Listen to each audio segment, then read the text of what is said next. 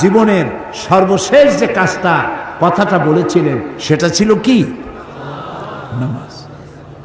ইন্তেকালের 5 দিন আগে প্রচন্ড জ্বর হলো, মাথায় যন্ত্রণা হলো, বারবার বেহুশ হয়ে পড়েন।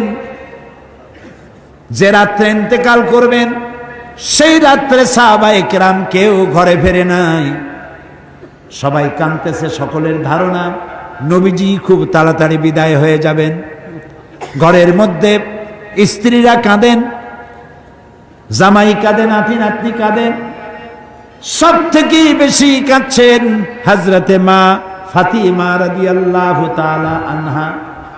রাসূলুল্লাহর হুশ এলো, হযরত ফাতেমার কান্না দেখে কাছে ইশারা করে ডাকলেন, কানে কানে কি যেন বললেন। হযরত ফাতেমার কান্না বন্ধ হয়ে গেল। হযরত আয়েশা ফাতেমাকে ডেকে বলেন, মা তোমার আব্বা জান কি তোমারে বলল, কান্না বন্ধ হলো তোমার?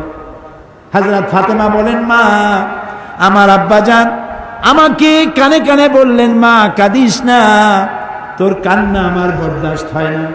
আমি তোমাকে সুসংবাদ শোনাই, আমি মরে যাওয়ার পর সবার আগে তোমার সাথে আমার দেখা হয়ে যাবে। হযরত ফাতেমা বুঝতে পেরেছেন এর অর্থ হলো রাসূলের ইন্তেকালের পরে আত্মীয় স্বজনের ভিতরে সর্বপ্রথম ফাতেমার ইন্তেকাল হবে। হয়েছিল তাই। রাসূলুল্লাহ বেহুশ হয়ে পড়লেন, আবার হুশ হলো, আবার বেহুশ হলেন।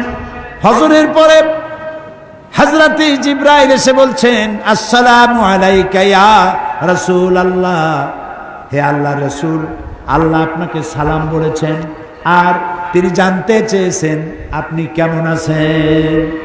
তিনি জানেন আপনি কেমন আছেন, তারপরেও তিনি জানতে চেয়েছেন আপনার মুখে আপনি কেমন আছেন। নবীজি বললেন, আমি বড়ই কষ্টের ভিতরে আছি, অসুস্থ আছি। হযরতে জিবরাইল বলছেন, ইয়া রাসূলুল্লাহ, একজন নতুন ফেরেশতা এসেছে আজ আমার সাথে, যে ফেরেশতা কোনো মানুষের কাছে আসার জন্য অনুমতি কোনোদিন চায় নাই আর কোনোদিন চাবেও না, শুধু আপনার অনুমতি চায় আপনার কাছে আসার জন্য। সে ফেরেশতার নাম মালাকুল মউত। হযরতে মালাকুল মউত রাসূলের অনুমতি নিয়ে রাসূলের জাসাদ মুবারকের কাছে এসে সালাম পেশ করলেন। বললেন, ইয়া রাসূলুল্লাহ, আদম আলাইহিস সালাম থেকে নিয়ে শুরু করে এই পর্যন্ত আমি যত মানুষের জান কবজ করেছি আর কিয়ামত পর্যন্ত যত মানুষের জান কবজ করব, কারো কাছে অনুমতি চাই নাই, অনুমতি চাওয়াও আমার লাগবে না। কিন্তু আজকে আসার সময় আল্লাহ রাব্বুল আলামিন আমাকে বলেছেন আমি যেন আপনার অনুমতি চাই। রাসূলুল্লাহ বললেন, মালাকুল মউত, আমি যদি তোমাকে অনুমতি না দেই? হযরতে মালাকুল মউত বলেন, ইয়া রাসূলুল্লাহ, আল্লাহ তাআলা বলেছেন অনুমতি যদি না পাও ফিরে এসো। আল্লাহু আকবার, আল্লাহু আকবার। হযরতে জিবরাইল বলেন, ইয়া রাসূলুল্লাহ, আল্লাহ রাব্বুল আলামিন আপনার সঙ্গে দিদারের ইন্তজার করতেছেন। নবী বললেন, মালাকুল মউত, তুমি তোমার কাজ শুরু করতে পারো। মালাকুল মউত যখন জান কবজ করতে যাবে, রাসূলুল্লাহ বললেন, আয়েশা একটু কাছে আসো। ওই যে সোনা ছিল কয়েক টুকরা, সোনাগুলোর খবর কি? 6 টুকরা, ছোট্ট ছোট্ট 6টা টুকরা সোনা ছিল, সোনাগুলো কই? হযরত আয়েশা বলেন, আমি তার যত্ন করে রেখেছি। নবীজি বলছেন, এক্ষুনি স্বর্ণ টুকরাগুলি সদকা করে দাও। আমি মুহাম্মদ সাল্লাল্লাহু আলাইহি সাল্লাম আল্লাহর দরবারে এই অবস্থায় উপনীত হতে চাই না যে মুহাম্মদের ঘরের ভিতরে সোনা আছে। হযরত ওমর রাদিয়াল্লাহু তাআলা আনহু রাসূলের সঙ্গে দেখা করতে গেছিলেন একদিন। ঘরে মা আয়েশা ছিলেন না। হযরত ওমর সালাম দিয়ে ঘরের মধ্যে ঢুকে দাঁড়ায় দাঁড়ায় কাঁদতেছেন, বাচ্চা শিশুর মতো ডুকরে ডুকরে কাঁদছে। রাসূলুল্লাহ জিজ্ঞেস করছেন, ওমর কাঁদো কেন?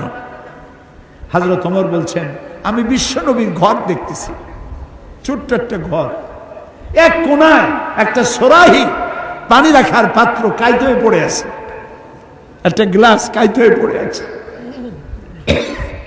আর এক কোনায় 1 কেজি কি আধা কেজি জব পড়ে আছে, আর রাসূল শুয়ে আছেন দড়ি দিয়া বুনানো একটা খাটিয়ার উপরে, চাদর নাই, বালিশ নাই, হাত মোবারক মাথার তলে দিয়ে শুয়ে আছে, পিঠ মোবারকে দড়ির দাগ কেটে আছে। হযরত ওমর বলছেন, ইয়া রাসূলুল্লাহ, আমি তো বরদাস্ত করতে পারছি না, বিশ্বনবী তার পিঠে দড়ির দাগ, পানির পাত্র কাইত হয়ে পড়ে আছে, খাট নাই, বালিশ নাই, আপনি আমাকে অনুমতি দেন, আমি আপনার জন্য একটা তোষক বানাই নিয়ে আসি। রাসূলুল্লাহ বললেন, ওমর, আমি তো দুনিয়ায় শান্তি করতে আসি নাই, আমি যদি ওহদ পাহাড়কে বলি ওহদ আমার জন্য সোনায় পরিণত হয়ে যা, ওহদ পাহাড়টাই সোনা হয়ে যাবে, শান্তি করতে আসি নাই। নবীজি বললেন, আয়েশারে সোনাগুলি বিতরণ করে দাও, সাদকা করে দাও। মালাকুল মউতকে বললেন, তুমি তোমার কাম সারো। জান কবর শুরু হয়ে গেল। নবীজি জীবনের শেষ কথা মুখ থেকে উচ্চারিত হলো, আসসালাত আসসালাত ওয়া মা মালাকাত আইমানুকুম, ও আমার উম্মতেরা, নামাজ নামাজ। ইন্তেকালের সময় মেয়ের কথা বললেন না, নাতির কথা বললেন না, জামাইয়ের কথা বললেন না, উম্মতকে স্মরণ করালেন, ও আমার উম্মতেরা, নামাজ ছেড়ে দিও না, আর তোমার অধীনস্থ ব্যক্তিদেরকে জ্বালা যন্ত্রণা দিও না, চাকর বাকরের জ্বালা যন্ত্রণা দিও না, গরিব মানুষের দিকে লক্ষ্য রেখো। আর আমি চিরজনমের মতো তোমাদের থেকে বিদায় নিয়ে গেলাম, নামাজ ছেড়ে দিও না। কিয়ামতের দিন ওই রাসূল যদি আমাদেরকে উম্মত বলে পরিচয় না দেন, জান্নাতে যাওয়ার উপায় নাই।